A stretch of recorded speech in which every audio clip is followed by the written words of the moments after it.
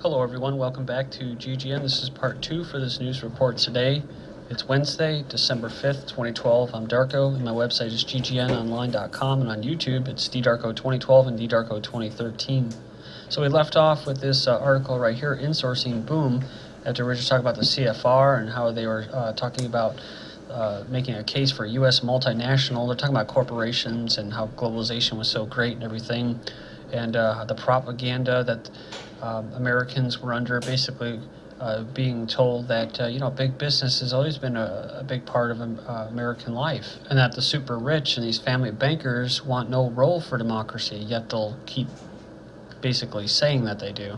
But it's really privatization, or privatizing the profits and socializing the losses. And I guess I haven't really thought too much about capitalism, and I'm not going to be a big basher of it, but I'm starting to kind of think about it more from a different perspective and what it really means and how it degrades people, and how inevitably they just suck people dry, like they've sucked countries dry and small businesses until there's nothing left. But these huge corporations that are basically more powerful than countries. So it says here that the piece touches on a number of complex interrelated issues. However, you want to scoff at the Orwellian language that's used to describe the crushing of labor unions and everything else, as the bottom line appears to be that GE and other companies are bringing manufacturing jobs back to the United States with all of the caveats, ifs, ands, and buts you want to throw at it. And when the asshole Immelt of GE talks about running a charity, that's interesting. Indeed, I don't know of any charities that have such an extensive laundry list of violations and fines listed in the Federal Contractor Misconduct Database. Now, interesting too, this Immelt was actually on Obama's recovery team, economic recovery team, back in 2008, 2009. So, just basically leaving off, you can check out the actual article, it's down there. I mean, it's going to be pure propaganda. They're talking about how they're bringing it back home, right? Sounds great and everything, because they care about Americans, right? Now they want to exploit you, like I said. You're a human resource, or a human capital, basically to be thrown away when they're done using you. And the great thing, too, is the whole thing with the Civil War, it was about slavery, but it was about what? Going from a physical slavery to a financial slavery, to a wage slave, to a tax slave, to a debt slave. And I hate to say this, but it may have actually been better to be a physical slave, because at least you knew that you were a slave. There was no qualms about it. You didn't tell your children that hey, you're free, right? No, you're not free. So, but one of the things just someone mentioned to me recently was that is an interesting point. Even slaves back then, they got what? They were still fed. They were still housed. A lot of their amenities were taken care of by their, quote, slave owners. Whereas now, you just get fired, and you get let go when they start downsizing. U.S. manufacturing shrinks to 3-year low. It's plunged to its lowest level in 3 years, as demand for U.S.-made products also decreased in overseas markets for November. They attributed the slowdown to a decrease in demand for factory orders and manufacturing jobs, less investment in equipment. Also, all right, so just like usual when I try to do these miscellaneous videos, especially with global government and eugenics and social engineering, I get attacked. And that's what I just did. I got attacked, and my computer, literally my monitor just went black. It's again, every time I get attacked, it's always some new tactic, something new that I learn and experience. And this one was my monitor just went off black. I'm like, what the hell? My computer was still on. But eventually, I realized that it actually shut down and it was restarting. And then I got a blue screen of death. Tried a bunch of times, didn't work. Either way, just pretty interesting stuff there. Nice little, crafty little attack there. So thanks to the douchebag who did it. You're a very brave person hiding behind wherever you're hiding. And speaking of conspiracies and cowards who carry them out, German man locked up over this HVB bank allegations may have been telling the truth the whole time. He was put in a psych unit for claiming his wife was involved in a money laundering at the Bavarian bank, but 7 years on evidence has emerged that could set him free. So, yeah, I mean, the big banks, of course, HSBC, Wells Fargo, and then they've been caught many times laundering the drug cartel money as well. That's how they get their money flowing through this global financial system. The reason the whole war on drugs thing is just basically it's a war on competition. They don't like competition. So that's why when they say free markets, it really doesn't mean fair markets. It means free markets to exploit people, especially in other countries.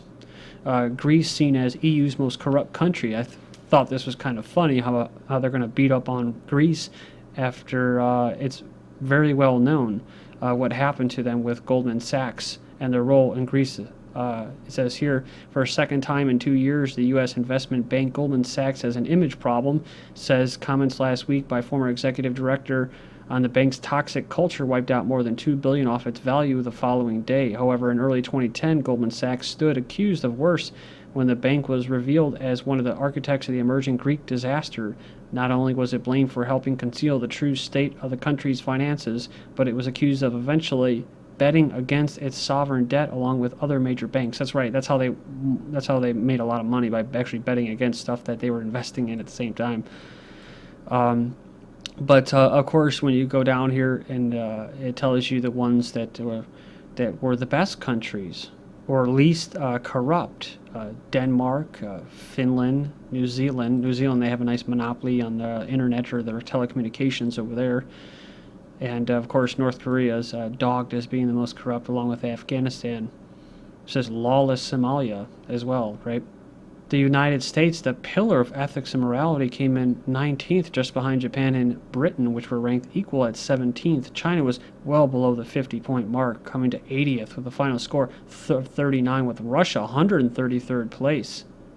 Of course, Germany and France were up there at 13th and 22nd, so completely skewed BS. Goldman Sachs robbed the EU by way of Greece. So this is another way of putting it. A brief explanation. It says membership in the EU comes at a price. It says that that price is a limit on deficits. This aspect of the EU treaty was meant to ensure the solvency of member nations and so support the euro currency itself. But no member can unilaterally revalue its currency as is by treaty. It goes on and says this severely limits the unilateral options for dealing with sovereign debt by member countries, which in turn opened up unusual opportunities. This is the main thing. Opened up unusual opportunities for member countries to be exploited by international banking such as Goldman Sachs. Goldman wins again, and European Union Court rules to keep the European Central Bank involvement in Greek debt, fudging a secret. So I covered this already. It says here, Greece used derivatives to hide its debt. And why? Well, it's simple. Recall that it was the Goldman Sachs who was the primary advisor on a decade worth of these swaps-related deals, allowing Greece to outright lie about its fiscal deficit and its total debt levels. Yeah, it's interesting too. Remember, it's just absurd, this whole thing about the most corrupt countries. I mean, what about the most corrupt corporations like Goldman Sachs that still keep moving and moving and moving? In fact, I think they actually got an ex-Goldman Sachs into the head of the European Central Bank. Of course, the EU also got a Nobel Peace Prize. So, but moving on here, EU rewards Goldman Sachs for Greek debt scheme. This article from November 13th of this year: Greece needs another 80 billion euros, says Goldman Sachs. Well, I bet they do. Last year, the biggest word of the year for 2011 was austerity. This year, it's capitalism and socialism. They attribute it to the election and healthcare debate. But like I mentioned earlier, I think it's people are starting to question what type of system we're actually living under. Then I saw this article. It's actually a video of... I didn't know it was going to be Gordon Brown until I heard his voice. It was playing accidentally in the background, and I knew exactly who it was. And then I was like, okay, what article is this being matched to? And then it was this: the enslaved children freed after being forced to make Christmas decorations. And this individual is a globalist. He's an evil scumsucker, just like all the other ones there in the U.S., Britain, and all these globalists that are pushing these policies. And they know exactly what they're doing, exploiting workers, exploiting countries when they're down after they've been taken advantage of, like we're talking about with Greece and Goldman Sachs. And they love this system of Walmart and cheap goods. I mean, almost all of these global corporations are guilty of using child labor, but they like to call it free trade. It's not really all that free. It's completely regulated and dominated by these globalists and these moneylenders who don't have any ties to any nation or anything. But then they like to play that for the people, for the citizens, when they want to around election time and when they want to get a war started. They bust out the nationalistic rhetoric. United States youth jobless rate hits a 50-year record high. It says here that according to a report, more than 6 million teens and young adults aged 16 to 24 in the U.S. are neither in school nor working, reaching a new record high since the 1950s. That just reminds me, in that video, in this short part, he says, he goes, and this is a terrible thing because they're supposed to be in school, right? They're supposed to be getting brainwashed about how basically free they are and how great capitalism is and globalism and how they have to fight for climate change. But it's a big indicator. I mean, it really is, because it's in America, it's and probably in other places where their economies have been kind of gutted out, and technology is rolling in, taking over these people's jobs and stuff like that. Teen jobs are jobs like kind of crappy retail jobs that usually are a dime a dozen. Well, they're not there anymore. So it's not just people in my age group that are in their 30s that have college degrees and stuff like that are struggling to find work because people don't want to retire. All these people that are supposed to retire, these baby boomers are not, because they can't, because they got, well, their futures and their pensions and all that got raided. So they got to keep working, and then all the jobs that would normally be vacant because people come and go, they're holding on to them. That's what I said before. People are holding on to these Dollar General jobs like there's no tomorrow, AutoZone and that. Future generations have to deal with the financial carnage. It says during off-hour Sunday, where few people were willing to ruin whatever remained of their weekend. It says here that the National Association of Insurance Commissioners approved new rules that would allow life insurance companies to lower the reserves for future claims.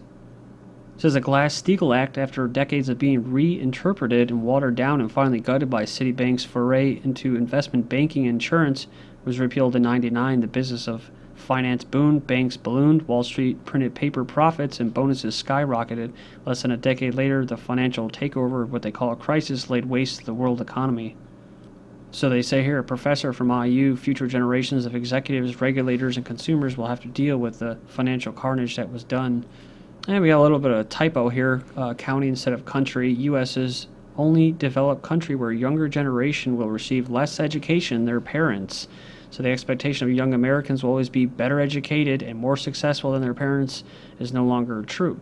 A new report from the Organization for Economic Cooperation and Development says the U.S. is now the only major economy in the world where the younger generation will not surpass the preceding generation in terms of schooling. It says today only 20% of young adults will reach a higher level of education than their parents, a rate that's among the lowest rates in the developed world. Changes to 11 plus to stop middle-class parents buying access to selective schools by hiring tutors for their children. They say one of this education chiefs says he fears the use of home tutors gives an unfair advantage to the middle classes. Pretty interesting. So the middle class who don't want to send their kids to these complete re-education camps, I'm not saying that they're not getting brainwashed at the private institutions that preach organized spirituality, religion, whatever. They are better schools, though. And the middle class who do fork over a little bit more money to send them are saying that's not fair. The children of the middle class parents who can afford to pay for private tuition have an unfair advantage. The 11 plus in the UK is designed to test pupils or students' innate ability, but research has shown that almost 30% of parents across the country hire a home tutor for their child. Remember this article I covered back in October, the New World Order Education, Useful Engines in the One World Schoolhouse. The Bill and Melinda Gates Foundation seeks to introduce and control a one-size-fits-all worldwide school curriculum. The strategy aptly fits alongside historically persistent schemes to further restructure education en route to an internationally based technocratic order. It says here that a overwhelmingly popular toddler's animation Thomas the Tank Engine captures the modus operandi and consequence of American public education over the past century. Like the child subjected to years of compulsory schooling, Thomas is an entity devoid of meaningful social agency and reduced to demonstrating his overall worth by being useful in Hat's enterprise. It's interesting. When we're talking about employee, you're an employee. It means it's referred to like employing a tool. So you're a tool. Also, you're being put to use. That's what employee means. To put to use your time. Energy. And Thomas behaves for his overseer, knowing that his life has been largely planned. His intellectual and creative faculties reduced to an instrumental motivation to stay on track.